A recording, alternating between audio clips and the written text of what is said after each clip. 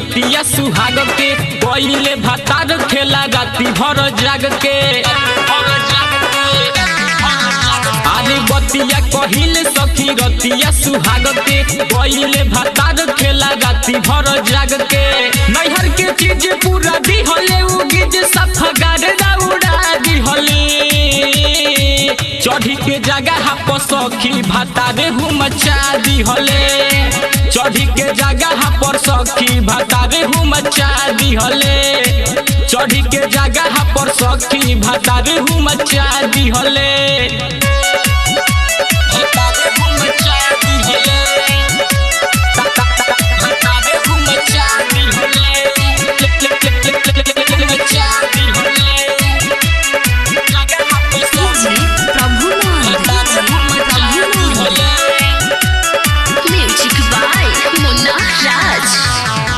छुअती दहिया सिहरे पूरा यंगे यंग हो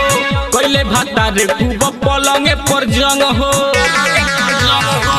आवते से जिया पर घुंघटा उठा के चुमा ले लिहले नथिया हटा के चुसक के उठ मारे भीतरी ले चोट सखी सगडू दर्द दिहले चढ़ी के जगह पर सखी भातारे हुम चा दिहले चढ़ी के जगह पर सखी भातारे हुम चा दिहले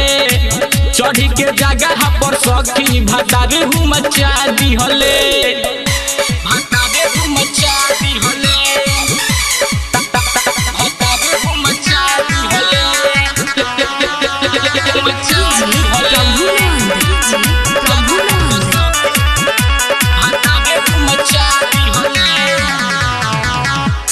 रीटू हो बाड़े कसाई लाजक के बतिया हो कैसे बताई